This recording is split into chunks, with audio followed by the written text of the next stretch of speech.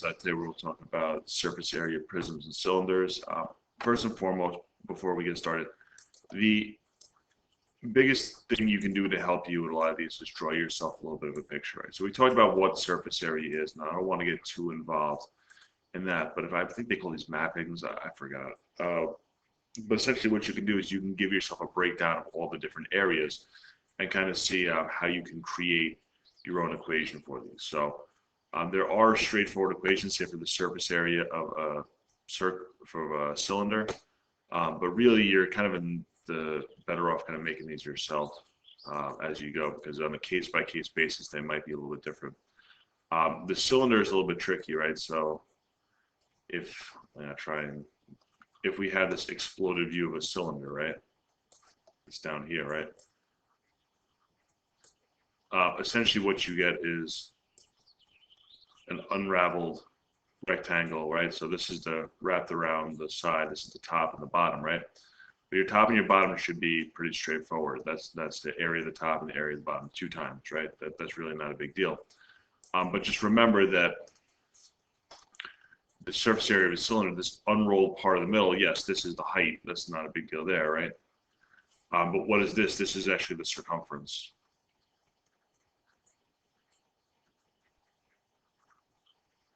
Okay, so what you'll need to know is that this is, depending on how you do it, it's pi times diameter or 2 pi r, okay, or pi times diameter. So that's the one thing you really have to look at, is that this right here is unraveled from the circumference, okay, so it might be a little bit difficult to do.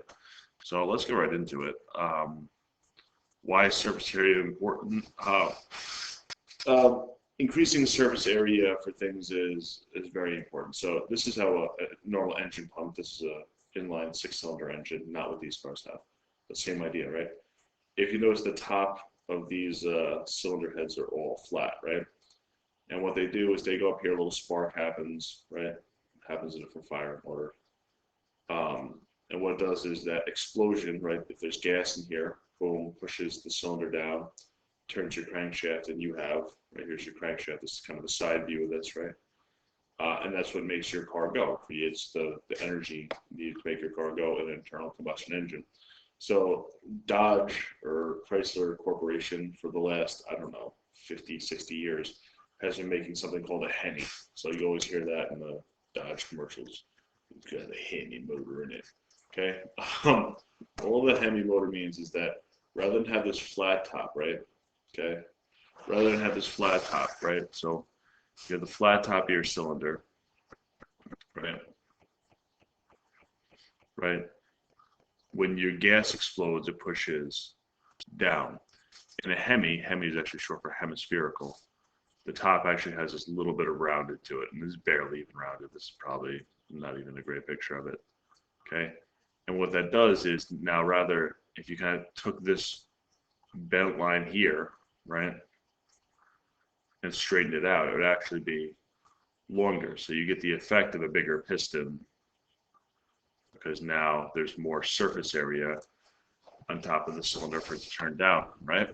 So again, a lot of times what has to do is if we straighten out the curve, right? Again, if we think about ruffled potato chips, is like my favorite example in the world. Think about that. On a normal potato chip, right, you have this kind of straight thing for your salt and like whatever pepper flavoring, right? But by putting ruffles in them, not only are they crunchy, but also, now think about this, if I had the same length of my chip and I straightened it out, you might have, if I kind of straightened out the swiggle, you might have double the amount of surface area to cover with salt and flavoring, right? That means more salt and more goodness on your potato chip. So surface area can be important, okay? Also for us, and from a biological standpoint, this is why we chew, right? If you chew your food, you break it down into smaller parts. Well, every time you break it down to smaller parts, you expose more surface areas, right? As you break something down, you chew it, you break it apart. There's now more parts of it. So it's weird because if you notice, as we kind of break these down, it gets larger and larger and larger and larger, right? right? So you now have all these different areas that the enzymes in your body can react with, right? They can break this food down better and more efficiently. So this is why your mom has been yelling at you to chew your food thoroughly before you eat it for your entire life. Okay, you're increasing that surface area, your saliva, your stomach acid, all those things can now more efficiently break down that food and turn it into energy for your body. Okay, so again, the more you chew your food, the greater amount of surface area you expose it to. Okay. So we talked about these last week, so I don't want to get too far into them, right? So if this is a prism, right? So again, we need to know, what do I got? I've got pretty much two side A's, two side B's, and two side C's, right? We got this, we'll call it the outside and the inside. We have the front and the back. We have the top and the bottom, right? So A, okay, again, that's 3 times 8, right? And we have 2 of those. For B, again, what is that going to be? We have 2 of those, and it's 8 times 8, and C, top and the bottom, is 3 times 8. It's actually the same on the top and the bottom, right? 3 times 8 is 24, 24 times 2, 48. 8 times 8 is 64, 64 times 2, 128. 3 times 8 is 24, 48, okay? So again, you can just add those all up together now, right? 8, 8, 8 is 24. Carry the 2, 2 and 4, it's going to be 224. And again, all that is in square feet, right? So again, if you need to review for that, please do me a favor, go back and watch the older videos. We have kind of like a decent amount of stuff to cover today, so I don't want to get too caught up in this. So if you're having a hard time with this, please go back and watch the video from last week, and you can take it from there, okay? Again, just to show you, if you want to break this down into a mapping, or whatever they call it, again, it'll look something like this.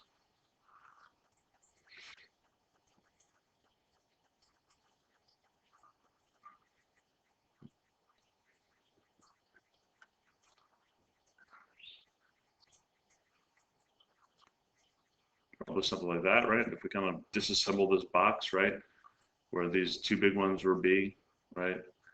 We also have the top and the bottom and the 2 sides, right? So if you need to write it kind of an exploded form, you go ahead and do that, okay?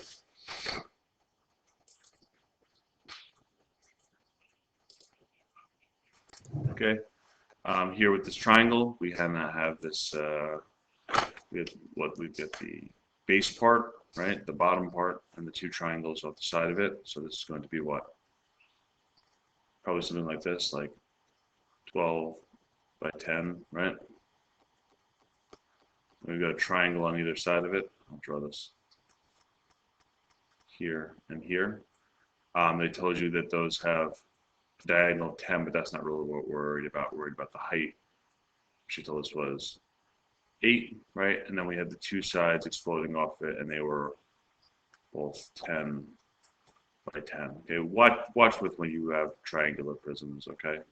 So again, let's talk about what's the area of all these parts. Well, we have these 2 are the same, right? So we'll call those parts A. These 2 are the same. We'll call these parts B. I'll call this part C, right? So we have 2 A's, 2 B's is the triangles, and 1 C is the base. Okay, so A, 10 times 10. So we have 2 of those, and they are 10 times 10. B's, we have 2 of those, and it's 1/2 the base times the height. Okay, and C, just that bottom, we have 1, and that's just going to be 10 times 12. Okay, well, 10 times 10 is 100, and 2 times 100 is 200. 10 times 12 is 120, right? Get the easy ones out of the way, right? 2 times 1/2, by the way, is just 1, so you're going to find out that's going to kind of cancel each other out, right? Well, let's stick to the protocol. 1/2 times 12 is 6. 6 times 8 is 48. 48 times 2 is going to be 96. Okay. Again, 6, getting up straight down. 9, 10, 11, 1, 416, and again, feet squared, right? Remember, not a volume. I know it's tempting because it's 3-dimensional shape to volume, but it's feet squared. Okay. So again, if you have any questions about those, let me know. I really want to get into the cylinders today. And that's going to be something like this, okay? So again, the surface area for the cylinder. So we need 2 pi times radius squares, right? That's the area of the top and the area of the bottom. Then I also need 2 pi r times the height, right? Because again, that will give us this distance around here, right? 2 pi r will give us this distance around here, right? And the height will help me give me the area of this kind of band that's wrapped around it. It's hard to show you without having something physical in your hand, but let's do it, okay? So if the diameter is 24, the radius is equal to 12, right? So it's 2 times pi times 12 squared plus 2 times pi times 12 times 18, okay? I took these off IXL. It says use 3.14 because I hate them, but that is what it is, okay? So I would say before you get too far into breaking out the calculator, let's try and simplify these. 12 squared is 144, so that's 2 times pi times 144 plus, well, 2 times 12 is 24 times 18 times pi, right? You can multiply this. There's all multiplication. You can multiply whatever order you want. 2 times 144 is going to be 288 pi, and 24 times 18, if you guys know off the top of your head, 24.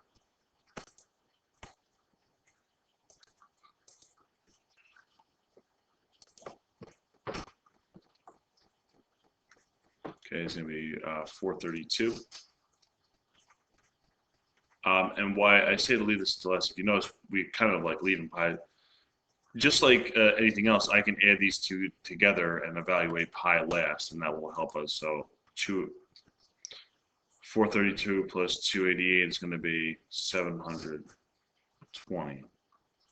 So that's 720 pi. Okay, and now you can evaluate this however you want. So they said to use 3.14, so do 720 times 3.14. Okay, what is that?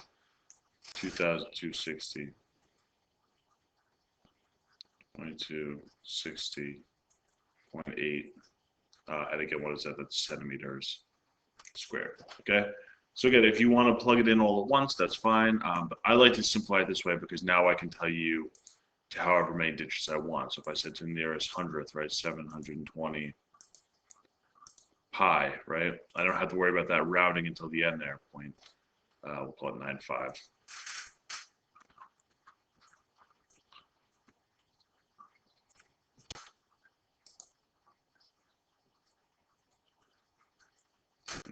Right?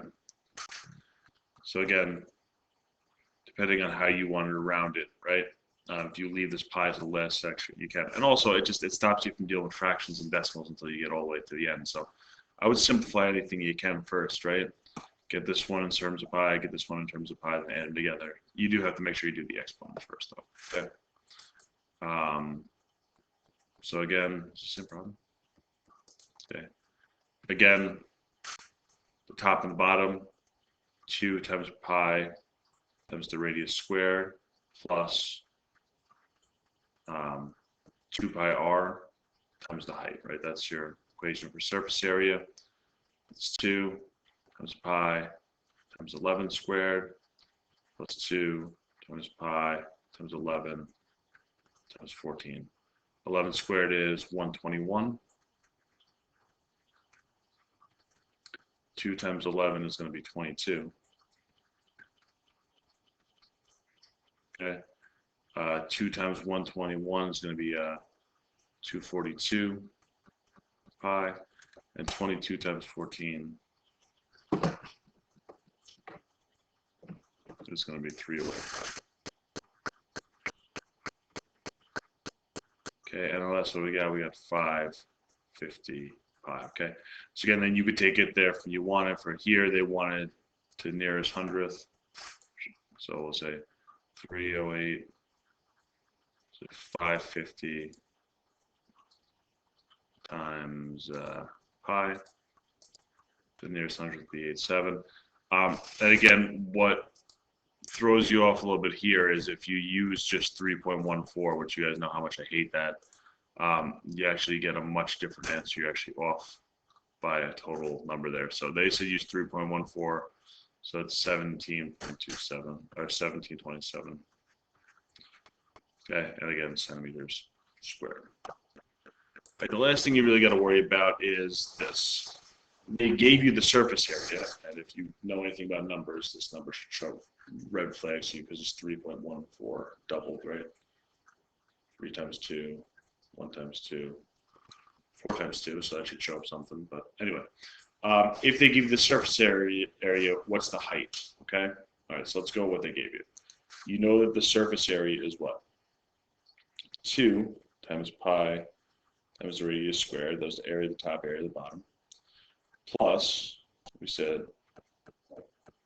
2 pi RH, and that's going to equal your surface area, right? So in this case, if we want to fill that in, we know the radius is 2, right? 2 pi 2 squared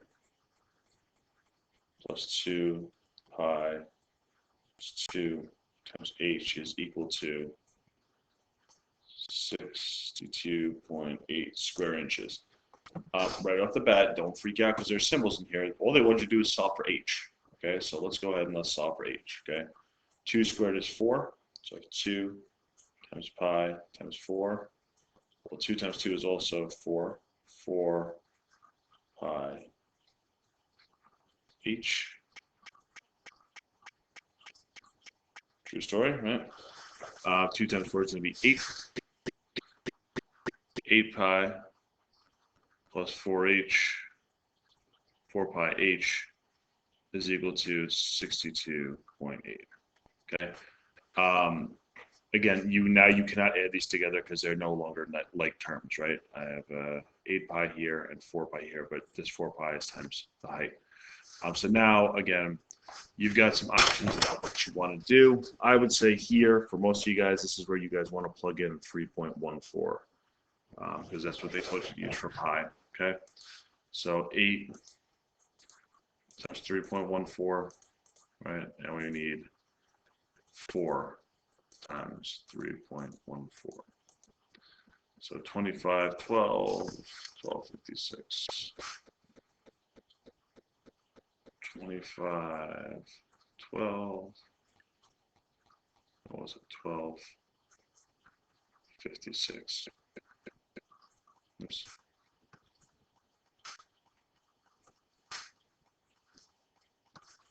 Okay, and now guys, it's an algebra problem. Right, I need to get h by itself. Let's start by subtracting 25.12 from both sides, right? I know it's decimals, but again, you guys are going to the 11th grade next year, so minus 25.12.